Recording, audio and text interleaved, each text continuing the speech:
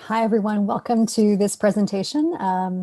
I'm Christine Harms from the Florida Center for Instructional Technology, and I'm very pleased to have with us today Daniela Silva, formerly of the International America's School of Lima in Peru, and now at the Dulwich College Group of Schools in Singapore. And Daniela is going to share with us some of her experience using the TIM evaluation tools and her plans for continuing to use them in her new location. So thank you so much, Daniela, for joining us today. Thank you, Christine, for inviting me. It's been a pleasure to be part of this journey. So just to start, I'm just going to share my screen. Just bear with me. There we go. I'm not going to put in presentation mode. Just a little bit about me. I'm a global citizen. I'm actually was born in Ecuador, South America, but my mom is from China. My father's from Brazil. My husband is from Uruguay, and our daughter was born in Nepal. So we are an international family. I started my career in the IT industry and then moved to education, where I got my master's in education. I've been a teacher, a CIO, and director of 21st Century Learning for Qatar Foundation, and high school principal. So I lived and worked in South America, Asia, Middle East, and now I'm back in Asia. And one of the ways that I like to be, stay current to what's happening inside the classroom is my partnership with the International Baccalaureate Organization. I'm currently an assessment author and also a principal examiner, and we're currently developing the new course that it's going to replace ITGS, and it's called Digital Society. And also, I also contribute a lot with COSIN. There's a Driving K-12 Innovation Series. So we get together sometimes, 3 times a year, and we look at different accelerators, trends, and hurdles that will happen in K-12. So once again, thank you, Christine, for inviting me. As Christine mentioned, I was at the American School of Lima, also called Colegio Roosevelt. And I was the director of technology and also learning innovation, so IT and EdTech, both sides. One of the things that I really want to encourage the learning innovation coaches or the technology integrationists was to use some sort of artifact that was going to help them succeed in the coaching opportunities that they had. But before they go to that place, I wanted them to experience, first of all, the tool. So one of the things that I created, it's called the Coach Performance Evaluation. And here, it was more about the coaches themselves, and they will go in with something that we call it looking for learning or informal class visits. So they were experienced and they were introduced to the team, but more than that, we actually were using Team O, which is the Technology Integration Matrix lesson observation tool. And first of all, we started there were 3 innovation coaches. So one of the goals was that they observed each other when they were doing coaching. And then also I will go and just do some, quick walkthroughs when they were, co-teaching or co-planning or co-delivering the class. So that's how it all started. We really wanted to do it little by little. Whenever you introduce something, first you have to do a proof of concept and see if it really worked. And it did. There was a third point of reference for us when we were debriefing how the coaching session went, and also that made them more experienced in the tool itself. So that was really good. I hope that the school continues moving forward with Tim. And as Christine mentioned, during the last, I would say, 2 months, I started my journey to moving back to Asia. I'm currently the group head of learning, innovation, and educational technology for the Dulwich College schools. There are 10 schools around Asia, in Singapore, China, South Korea, and also Myanmar. So right now we are still in discovery mode, and right now I'm still looking at what has been done at the group itself and to honor all those efforts that have happened before. But one of my thinkings, and it hasn't been approved, it's only on exploratory mode, is TUPS. I really like the way that this survey can provide us a baseline of information. We have, a lot of teachers across the region, and we really want to make sure what do we know, where they are within technology integration, so we can create those personalized learning paths to know where they should go. Um, and itself, if this goes forward, it's still going to be at a small scale and see how that goes so we can actually launch it group wise. So that's one of the objectives that I have, and see how can also teams support the EC standards that we have adopted for students and teachers, and also how it complements the summer model.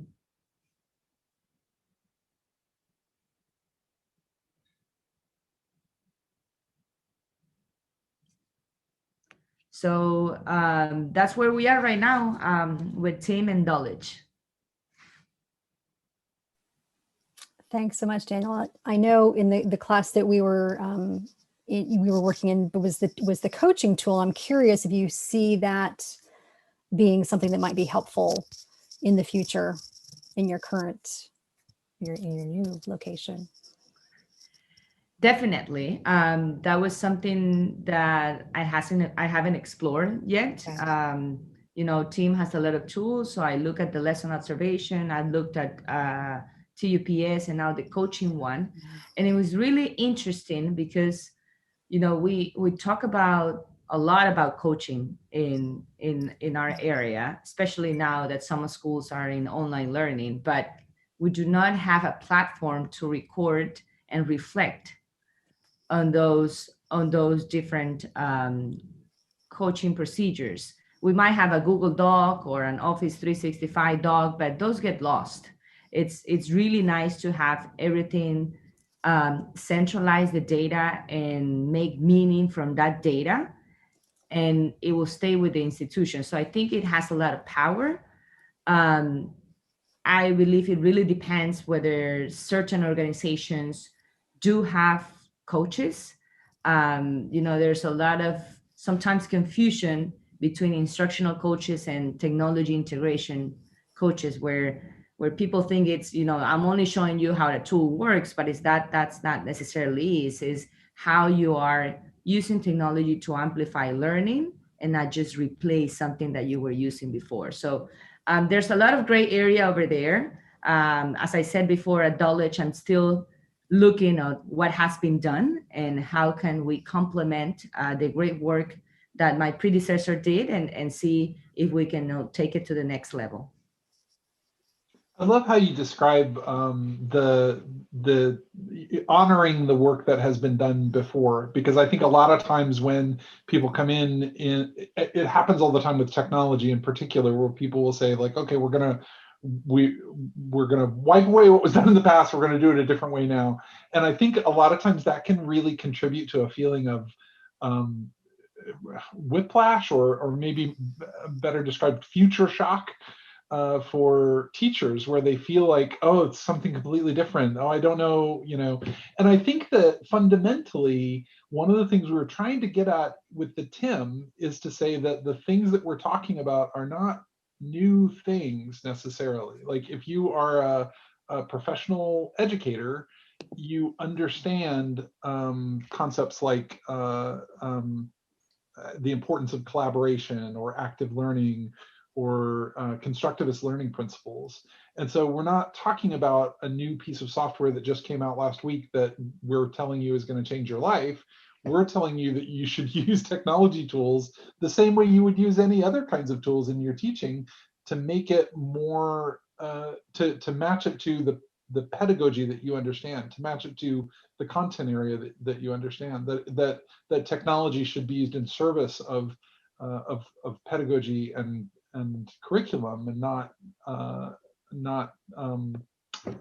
as an ends unto itself.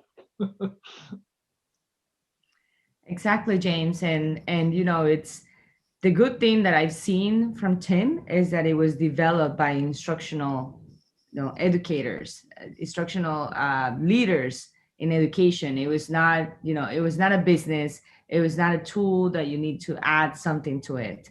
So that adds value whenever I see something. And I would say I've used Team for the last 10 years, the Team Matrix. When I started in China, I was just looking at that, and it really caught my attention, because normally we talk just about technology integration of the teacher, their skills, their competencies, but there wasn't any conversations 10 years ago about the collaborative experience of what was going on within the classroom with the students. So I think there's a good combination there.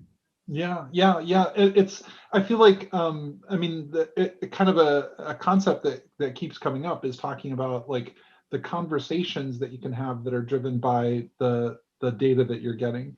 So that it's not a, black and white, you're doing it right or you're doing it wrong. It's about, well, let's talk about the ways in which the technology tools you're using can make can help support collaboration among the students, or active engagement, or setting goals and monitoring progress toward goals. Like all of those things are things that we know are important in teaching and learning,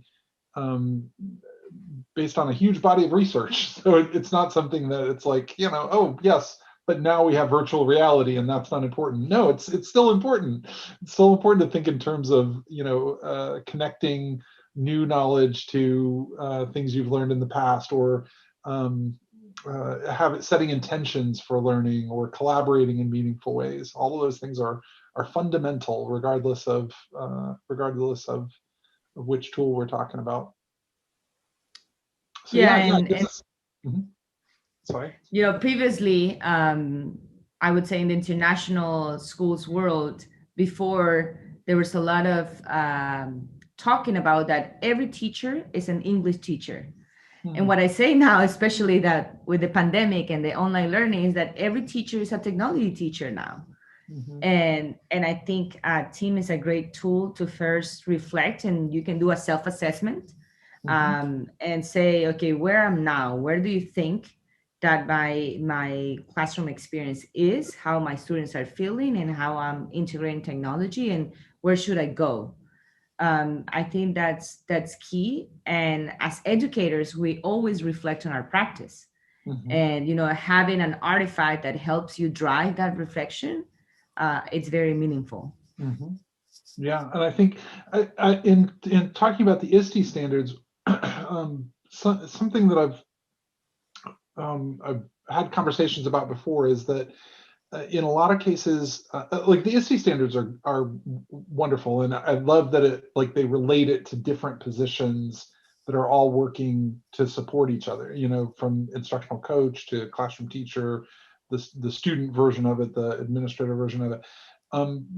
One of the things that I hear sometimes about the ISTE standards is that it's in a lot of ways, I mean, it's doing what a standards document is supposed to do. It's describing an ideal situation, and sometimes people will approach that to say, like, how do I get there? Okay, yeah, that's a perfect situation where you're doing all of these things at a proficient level, but where do I start? And that's where the levels of the TIM can be really helpful, because it's easier to see yourself in some of those entry-level scenarios where you say, if you're starting off and you're less comfortable, let's say, you can relate to that. And if you can relate to that, what's one step past that? What's just one proximal move that we can make toward doing something deeper and richer for student experience? Yeah, and when you were talking, you said when they start, and that's something that also stay within my mind. It's August, in international education, there are a lot of teachers that come and go. So how do you sustain and maintain the same terminology in terms of technology integration? So one of the things that I'm exploring is that maybe during orientation week for all the new teachers, they are exposed to this, or they use the TUPS just to get, a sense of, the future of how we're using technology integration. So that's another option that we might have in the future.